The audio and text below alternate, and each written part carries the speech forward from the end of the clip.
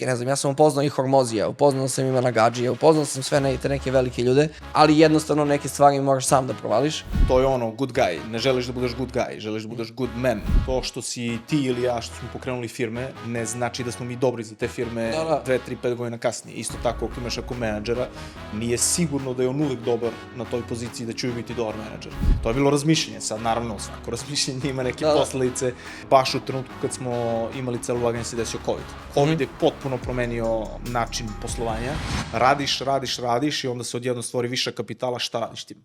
Kao, šta sad? To je sad novi problem neki koji mi u Srbiji nikad ne znaš, nisi se edukovao. Kupi stan. I drugi stan, i treći stan, i četvrti stan.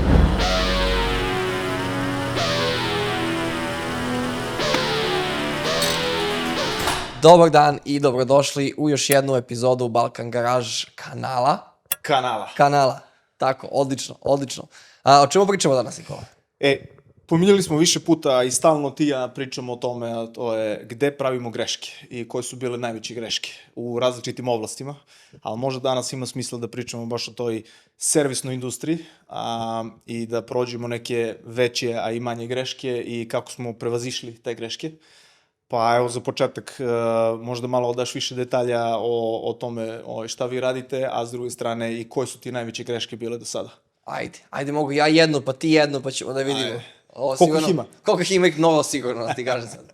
Mnogo više nego što bih hteo da nabrojim, a verovatno isto i mnogo više nego što se zna na internetu, jer kao sad, i kad gledaš danas podcast ili bilo koji kanal, uglavnom ljudi pričaju o tim uspesima i šta je sve to bilo dobro, bez toga da prikažu možda kao 1000 ljudi koji nisu uspjeli. Onda nam je nekad i motivacija za to kako nešto treba da se radi je jedan čovek koji je uspeo i nije burnoutovo, ne znam, i uspeo je, a onih 999 koji nisu uspjeli u tome se ni ne čuju nikad i fokusira se samo taj uspeh i sve to kako ide dobro i kako je lako i kako svako treba da ima multimilionski biznis jer je to jednostavno... I svima deluje to jednostavno i lako kad gledaš nekog drugog. To je kao ja ranije kad sam se učio da radim sa drvetom, pa gledaš one klipove od 10 minuta i tebi deluje da to traje 10 minuta. Pa to je lako, u stvari je to 10 meseci više. Ali dobro, ima smisla i mislim da je to jedan mit koji trebamo da razbijemo. Nisu svi uspeli i postoje jako puno neuspeha, ne zato što puno je razloga, ali između ostalog treba se razume jer baš je teško uspeti na kraju, a između ostalog zavisi šta znači uspeh, tako da svi imaju nešto svoje o tome, svoju definiciju. Ali ajde ovde se vratimo, šta je po tebi do sada bio možda najveći... Pa ajde da kažem, mi kao Flow Ninja, kao kompanija, bavimo se razvojem marketinških sajtova za korporacije, ako ga prevedemo na srpski najlakše. I u suštini, nama su klijenti firme koje su na berzi i firme koje imaju stotine miliona prometa, a samim tim i marketinški sajt im je jako bitna, bitan kanal prodaje na kraju dana. I kao možda jedna od najfatalnijih grešaka koja je danas kad pogledam nije mi ni jasno kako sam mislio će to da bude stvarno dobra stvar, jeste to što sam zaboravio šta je suština toga što agencija, ali firma treba da radi. Jer mi kao takva firma koja isporučuje takvu uslugu, imamo dve glavne stvari u firmi, a to je HR, da nađemo dobre ljude, i prodaja. I da mi imamo neki specifičan način prodaje.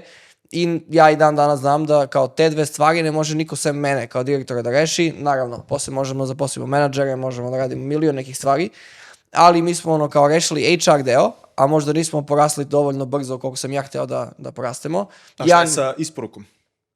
Da, ja gledam više isporuku kroz HR, kroz taj deo gledam, kao ako nađemo dobre ljude, napravimo dobru uslugu i kao na taj deo, HR isporuka. Već ti je šansa da uradiš bolju isporuku ako imaš bolje. Tako, ako imaš bolje ljude.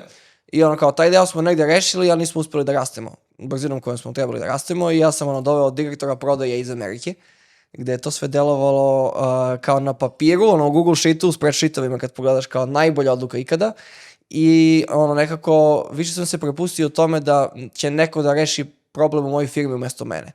I mislim da kao meni lično to kao taj FOMO moment da ja nešto gubim, da postoji neko ko zna mnogo više od mene i da postoji ta neka specijalna superstar zvezda osoba koja će doći u našu kompaniju, a pogotovo u ovom slučaju to je bila osoba iz Amerike koja je imala puno iskustva i koja je imala možda iskustvo u sličnim kompanijama. Mislio sam da će ona da dođe i naprimjer da će taj naš direktor prodaje kad dođe u Niš iz New Yorka da napravi neku neverovatnu strategiju i da nama firma poraste preko noći 300 puta.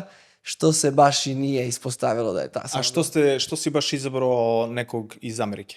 Da si imao neki razlog ili se pogodilo? To je možda i sa strane možda razmišljanja nas ovde u Srbiji, ima na mene lično, kao sigurno postoji neko pametniji od mene i kao sigurno je on u Americi tamo nešto zna mnogo više kao oni, mislim, duže su u kapitalizmu, možda rade više i prodaju i moja neka logika iza toga je bila da sigurno je veća šansa da budem uspešan ako dovedem direktora prodaje iz Amerike, pošto prodajemo na američkom tržištu i mi lično kao kompanija.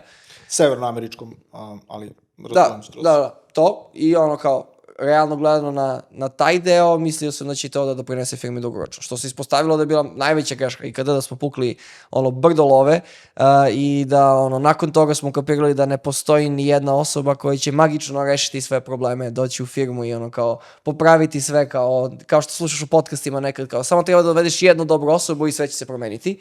To je konsultant koji nije prošao kroz ceo put. Nije prošao kroz ceo put. Samo u teoriji daje neke ideje. I kao na kraju šta se desilo nama ovako objektivno, da ne pričamo kao high level, kao desilo se to da smo doveli direktora prodaje, on je tražio budžet, mi smo dali jako veliki budžet, zaposlili smo 6 ljudi u prodaji i platili smo neke softvere, jako puno para.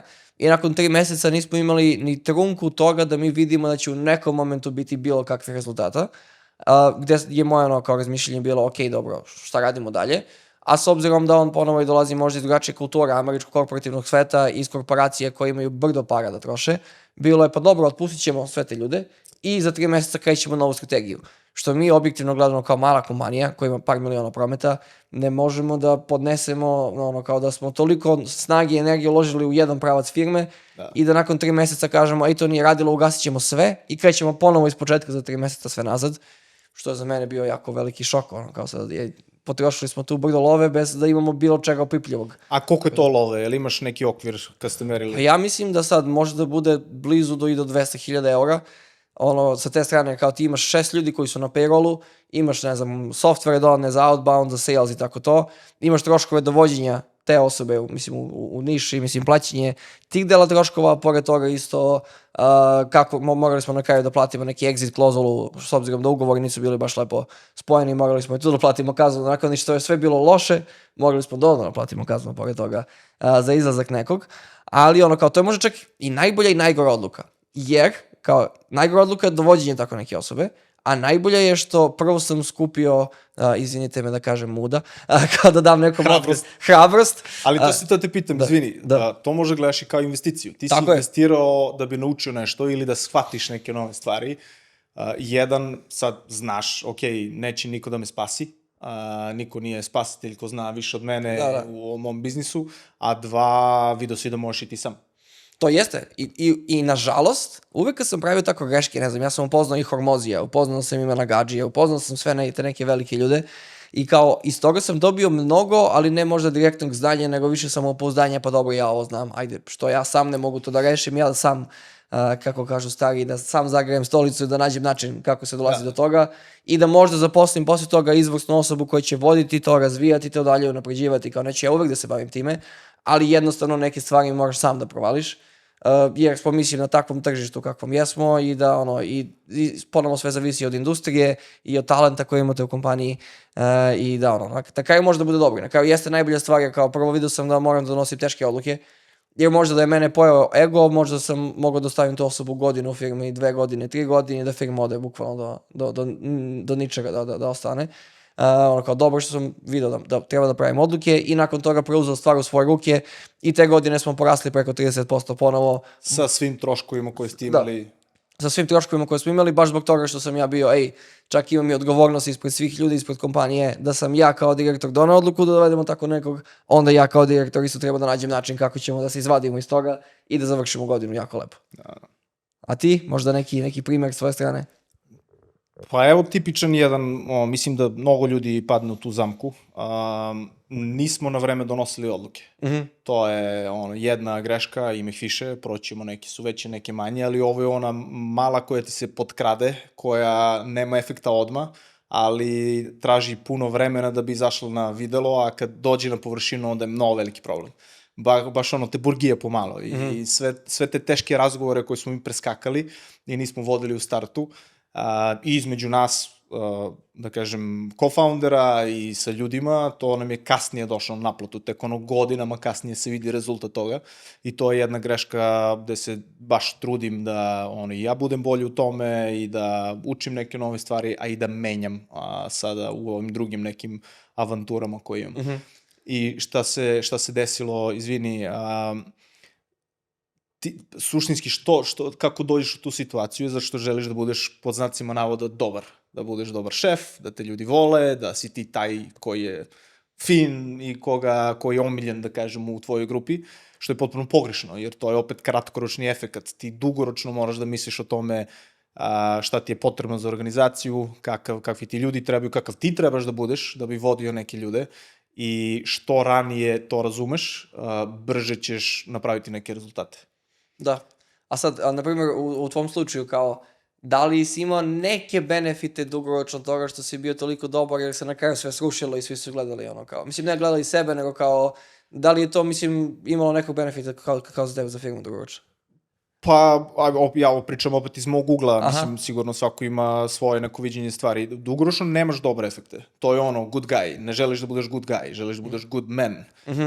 I da donosiš teške odluke, da vrlo jasno artikulišeš šta je ono što tebi treba i da budeš bolji u verbalizaciji, da kažem, pre svega da ti možda razumeš, meni od tebe treba to i to, ili ja želim da budem tu i moram da radim ove stvari i što pre vraćaš ljude na taj kolosek iz sebe, mnogo je lakše i brže, to jest jasnije je ljudima, onda te ljudi više cene, jer kao radimo tačno ono što smo se dogovorili.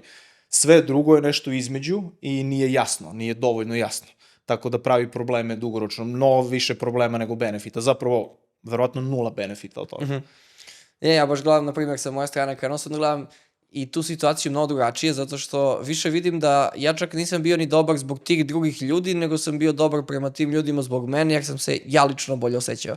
Jer kad si ti bolji prema, 10 ljudi u firmi, možda im gledaš kroz prste, uvek si fin, nikad nemaš težak razgovor, nikad ne kažeš, obećao si ovo, zajebo si, ako ovako nastaviš, nećeš biti u firmi za 3 meseca i kao, izbjegavaš sve te teške razgovore, nekako duži vremenski period sam možda nekad i bio kivan na ljude zbog čega oni ne isporučuju to što treba, a nikom nisam rekao, a na kraju vidiš da sve to sam radio zbog mene lično, kao ti lično se lepo osjećaš dok si dobar prema ljudima i puniš sebi ego, a bez toga da vidiš da i njima praviš goru karijeru, a da i sebi praviš gori biznis dugoročno. Mislim da je problem u menadžerima, uvek. Sad ili praviš menadžere ili si ti kao menadžer, svi smo mi neki menadžeri, na kraju vodimo neke ljude i projekte.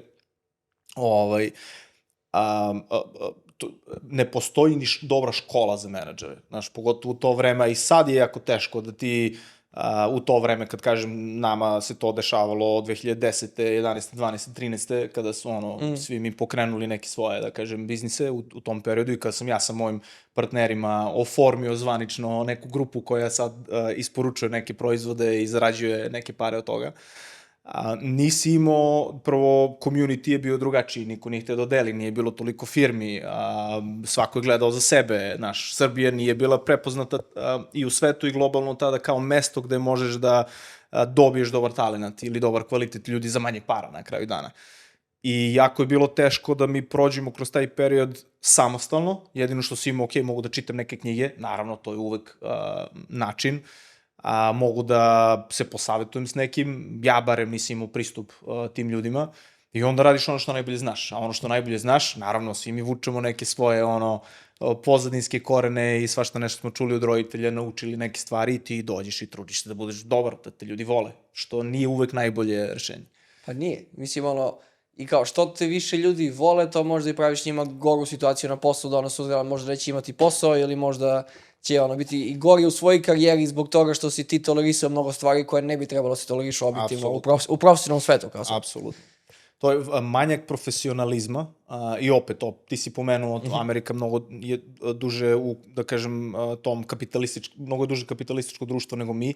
Kod nas je to malo drugačije, između ostalog se malo i, da kažem, postoji neka mržnja ka šefovima, ka ljudima koji vode biznise, pa očekuje se to neki loši ljudi, zapravo su to pokretači ekonomije i da nema toga, Srbija ne bi napredovala možda koliko napreduje sada, mada nismo sjajni, to je druga priča, nećemo u politiku. Ne, nećemo dolazimo u te teme. Ali baš me zanima ono kao sad, kako mislim možda s te strane ti sada vodiš ljude? Da li imaš neke specijalne razgovore koje vodiš sa ljudima, da li neke specifične teme pokrećeš? Kao, koje razgovore vodiš sada, nakon toga što si video da si pravio neke greške? Pa super pitanje i evo šta se ja trudim, još nismo tu i naravno uvek može bolje, ali trudim se da svako vrlo jasno razume gde želimo da budemo. Znači svako individualno, to je karijerno za sebe ili kao firma ako gledamo organizaciju gde hoćemo da odvedemo tu organizaciju. Jer onda je lakše, onda ja mogu ljude da vraćam i da kažem smo se dogovorili ovde, da li ove odluke koje smo sada doneli nas vode bliže tom cilju ili dalje tom cilju. I uvek se vraćamo na to. I ljudima je mnogo lakše, kad znaju tačno gde želimo da budemo, onda je lakše da se donesu odluke koje nas vode tu. A je li strašno, na primjer, nekad kad baš, vodiš te neki razgovor sa ljudima i onda uvidiš da osoba koja ti je možda menadžer ili co-founder ne želi da ide tamo i ti vidiš da, na primjer, je dobro za firmu da se ide u jednom pravcu, ali tvoj co-founder ili možda menadžer ne želi tamo, kao da li onda kao, ok, dobro, nećemo baš toliko duboko da idemo u te razgovor, ipak nisu spremni za nešto ili kako gledaš na to? Pa gledaj, teški razgovori su bolje da se vode pre nego kasnije. Ako ne postoji razumevanje sa partnerima, ja sam imao mnogo veliku sreću, da kažem, u životu u izboru partnera, jer sam sa svim partnerima i dalje, 15 godina kasnije smo najbolji drugari i najbliži drugari i ovi novi partneri sad takođe i sa njima, to pre svega smo drugari i svi se trudimo da održimo taj odnos, ali to znači mnogo razgovora. To znači da svi moramo se vratimo nazad i je svima ovo jasno ili nije jasno? Ako nije, ajmo da pričamo o tome. Ima nešto sam naučio sad u novoj firmi, a to je taj koncept challenge and commit. Dakle, imamo neki cilj, imamo prostora da challengeujemo taj cilj, ako nemamo više izazova i rešili smo sve, izazove, sada idemo da se posvetimo tome, nema više vraćanja nazad, nema opet otvaranja tih razgovora, znači jedno smo se dogovorili i idemo u tom smeru. Možemo da se vratimo uvek godinu dana kasnije da vidimo to, šta menjamo i tako dalje, normalno, ali kao nema stalno vraćanja nazad, nema stalno preispitivanja i prolaska kroz te situacije. Da, jeste. Mislim, meni je kao baš kad pričaš o tome, meni je nekad i teško, zato što nekad možda vidiš da iz tog razgovora da toj osobi to nije pravi put za njenu karijeru dalje. Da. I kao i teško da vidiš da imaš jako dobro možda menadžera, jako dobru osobu u timu, ali jednostavno iz tih nekih razgovora, alignmenta i teških razgovora kapirate oboje da to nije pravi put i da se neko ne pronalazi u takvoj poziciji, u takvom cilju, na primjer, ako firma ima cilj za godinu dana, da neko jednostavno ne želi da ide u tom pravcu i jako je teško da emotivno ogradiš sam sebe i da vidiš da je to verovatno bolje za tu osobu i za tebe i za firmu i da ne budiš ni ljut na tu osobu, nego da vidiš samo da to svačiji put je drugačiji put i da ne mora svačiji put da bude 100% u toj kompaniji. Apsolutno i to jeste veliki izazov, međutim to važi za svakog. To što si ti ili ja što smo pokrenuli firme ne znači da smo mi dobri za te firme 2, 3, 5 godina kasnije. Isto tako ako imaš menadžera, nije sigurno da je on uvek dobar na toj poziciji da će biti dobar menadžer. Tako da moramo svi da se vratimo gde želimo da, koje su potrebe pre svega, možda se tržište promenilo, možda se navike kupaca promenila i tako dalje, mislim imam puno uticaja, možda je neki makroekonomska situacija drugačija, pa mi moramo nešto da menjamo drastično, znaš. Tako da, na osnovu svih tih inputa, mi moramo sednemo i da vidimo da li smo mi dalje dobri za ono gde želimo da odvedemo firmu, gde ima smisla da se odvede firma. Tako da sve je promenljivo i mora da bude takav pristup, da jednostavno znamo svi da, ako ja ne mogu da isporučim ove stvari, ajde pričamo o tome ko bi možda drugi mogao to da radi. Sad smo malo skrenuli... Da, jeste, ali kao, jesmo skrenuli s tema, ali kao i moja... nekako, kako se zove, jeste i moja greška da dovođenja direktora prodaje, ponovo možda i zbog nevođenja teških razgovora, čak možda i sam sa sobom. Ne mora da bude i direktno sa nekom drugom osobom, kao ja nisam bio dovoljno sposoban sam sebi da kažem da ja nešto ne znam, nego da je kao nemoguće da ja iz Srbije mogu da znam to i onda ja to mora da moje razmišljenje pustim nekom drugom na kraju dana. Tako da mislim da jeste povezana greška možda sa te strane. Povezano je, mislim, sve su to neke manje ili veće greške na osnovu kojih se uči i mislim da je jako dobro uvek da prođeš kroz neko iskustvo i da posle budeš pametniji iz toga. Najgora stvar je nešto se desilo i izašli smo iz toga tako što ne znamo šta se desilo, niti kako da preventivno reagujemo da se to ne bi opet desilo. Da. i da možda ostaneš u tom nekom osjećaju. Ajde da kažeš, i mi smo sredili jako veliku kancelariju, ne znam, imamo 700-800 kvadrata kancelarijskog prostora, jer smo iste godine rešili da rastemo, ušli novi kancelarijski prostor i uvidjeli da mi u Nišu ne možemo zaposlimo 60 ljudi, nego da moramo zapošljavamo po celom Balkanu. I kao, nakon 3 godine toga dolazimo u situaciju gde ćemo preći u manji kancelarijski prostor, što je meni na primjer skroz okej, a kad kažem bilo kom iz mog okruženja kao pa zajebali smo se, jebi ga, ja sam planirao jedno, desilo se drugo, izlazimo, smanjujemo damage koji imamo, mislim, lično na nas kao na kapital firme i vraćamo se na drugde, kao firma i dalje raste, firma se dalje razvija, to što da li imamo manji ili veći kancelarijski prostor ne utiče nešto mnogo na sam razvoj firme, je ponovo kao neka greška, ali mi je kao, pošto možda sad malo bolje donosim odluke, nisam toliko emotivan, nego objektivno na papiru to ima više smisla i idemo dalje. Pa da, lakše je i da predstaviš problem. Kad imaš podatke, lakše je da predstaviš problem. Sve suprotno mi je tvoj osjećaj koji je osjećaj. Kako ja da te ubedim da je moj osjećaj dobar? Nemam, vrlo su mi male šanse. A kako si komunicirao promenu, pošto je velika promena, kako si to ostalim ljudima preneo? Pa bilo je da kažeš, sa neke strane ja sam vidio da možda se ljudima i ne sviđa toliko veliki kancelarijski prostor zbog toga što puno ljudi ne dolazi. Mislim, iako mi imamo, ne znam, 60-70 ljudi u firmi, ako dođe 10 ljudi u prostor koji je toliko veliki, ti se osjećaš kao od grada duhova, pa je više bilo, mislim, to je možda period komunikacije od 6 meseci. Ajde prvo da vidimo na šta se ljudi žale. Ok, možda se ljudi žale da im treba možda manji prostor, pa da vidimo na šta se menadžeri uži žale s te strane, pa da nađemo taj deo, pa onda prvo da predstavimo problem užim menadžerima i da kao se oni slože s tim, zato što ako je neko iz tima pita menadžera, on treba da bude on board sa celom situacijom i da zna šta se dešava. Tako da je možda i celokupno donošenje tih nekih odluka mnogo duže nego što se nekad predstavlja i treba da napraviš sistem kako ćeš da dođeš dotle da ljudi kažu aha, pa to ima smisla ili znao sam već, nije ništa strašno, skroz je okej, firma dobro raste. A s druge strane uvek treba da razmišljaš koliko dobrih stvari prenosiš timu, da prikažeš i timu da firma i dalje raste i da je firma dobra, da neko ne shvati prelazak u manju kancelarijski prostor kao, pa, mislim, firma ide na gore, kao bolje da bežemo odavde dok još funkcionišemo normalno. Ti suštinski uskraćiš neke benefite ljudima, trenutno, ali dugoročno zapravo pružaš neke nove benefite, ili imate više prostora, možete naći bolji talenat i tako dalje. Ali to je dobar primjer, recimo, onog gde imao si neku odluku, 2-3 godine kasnije si se vratio da revidiraš odluku i shvatio si da imamo bolji način. Suštinski radiš ono što je dobro za biznis, ono što su potrebe biznisa i sad su potrebe, koliko ja razumem, talenat je drugačiji. Posle COVID-a nema toliko ljudi u kancelariji, vi hoćete da imate najbolji talenat koji vam je dostupan, za to vam nije potrebno da imate kancelariju, tako da suštinski ima smisla.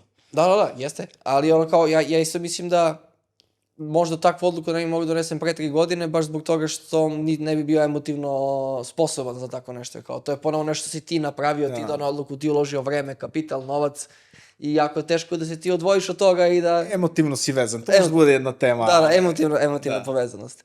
Ali imaš još neku grešku koju bi trebao da podeliš, da dolazimo možda preširoko. Evo sad si me podsjetio, ajde da probam da budem brz, a to je kancelarija.